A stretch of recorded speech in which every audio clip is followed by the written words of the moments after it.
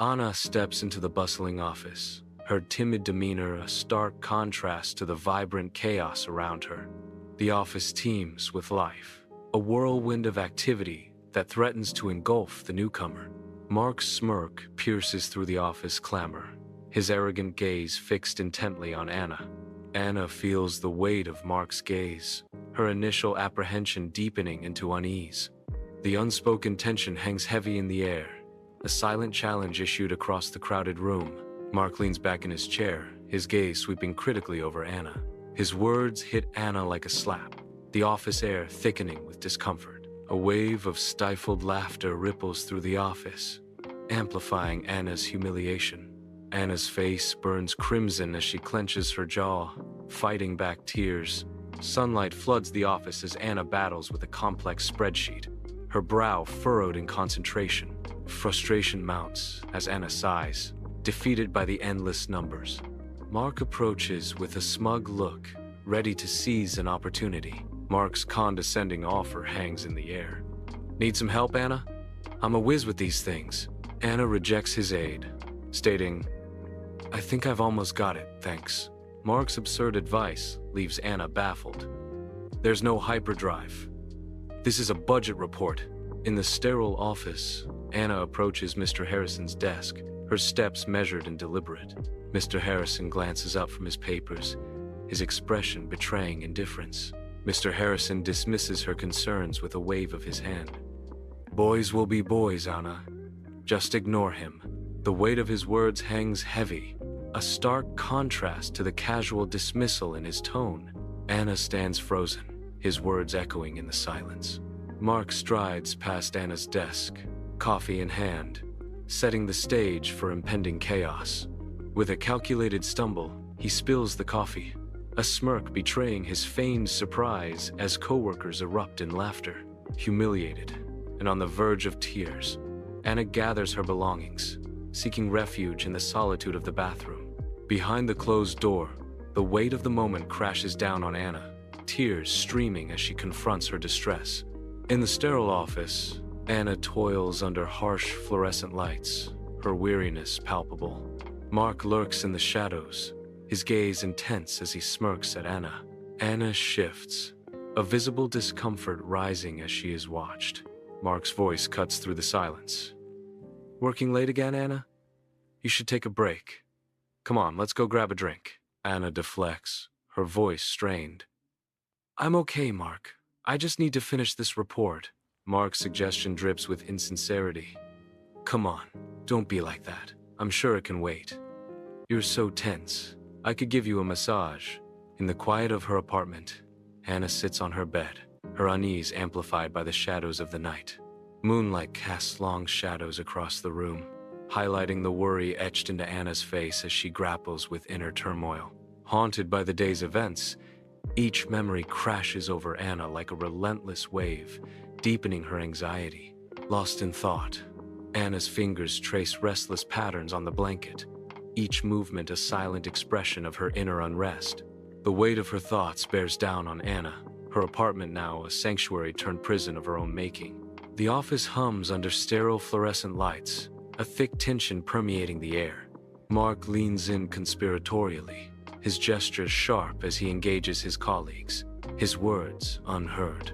Anna sits alone, her shoulders slumped, staring blankly at the screen, the laughter of her colleagues piercing her isolation.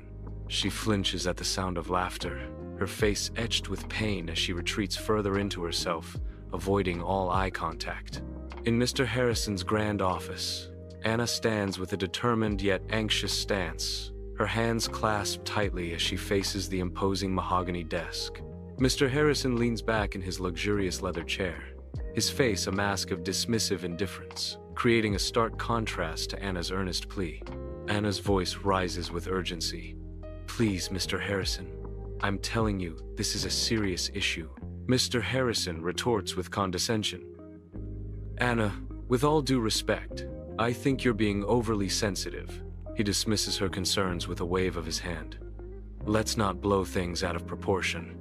In the heart of a sterile, modern office, Mark stands tall, his arrogance filling the room. Anna stands beside the projector screen, her face flushed with a mix of anxiety and determination. Mark's dismissive smirk cuts through the tension as he interrupts Anna's presentation.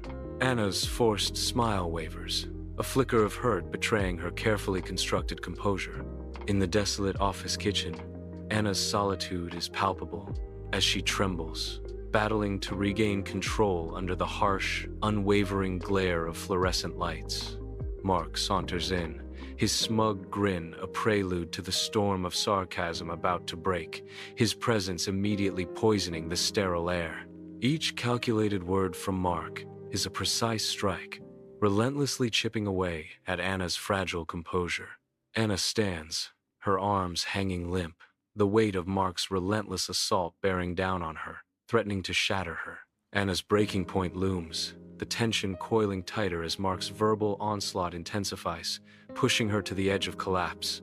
The sterile kitchen transforms into a battleground, the fluorescent lights casting a harsh glow on Anna as she teeters on the precipice of her breaking point. The office is shrouded in darkness. Desks stand deserted, chairs neatly tucked away. Silence reigns, broken only by the palpable tension that fills the room.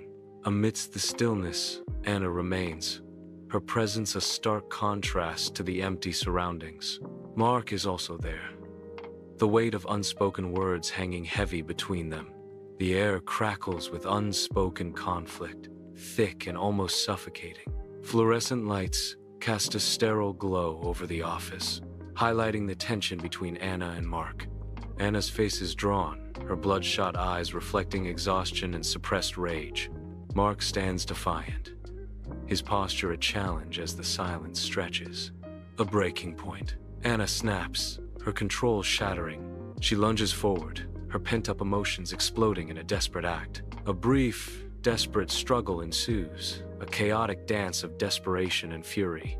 In the dim office, Anna stands frozen over Mark's lifeless body, her grip tightening on the weapon. Her face twists in a silent storm of shock and relief, overshadowed by a dawning horror. The weight of her actions crashes down, the weapon a cold, heavy burden in her trembling hands. The office is silent, save for Anna's ragged breaths, the air thick with the unspoken. In the sterile confines of the police station, Detective Johnson sits, his face a roadmap of countless cases. Across from him, Anna sits, a ghost in her own life, her eyes vacant, unfocused. Detective Johnson speaks, his words hanging in the air, unanswered, unheard. Anna remains unmoved, her silence a heavy shroud. The weight of the unspoken fills the room, a palpable tension between two souls worlds apart. In the solemn courtroom, Anna sits alone, the weight of her actions pressing down on her. Silence blankets the courtroom as all eyes turn toward the judge. The air thickens with anticipation as the verdict is about to be revealed. Each breath held, every heart pounds, as the words that will alter her life are spoken.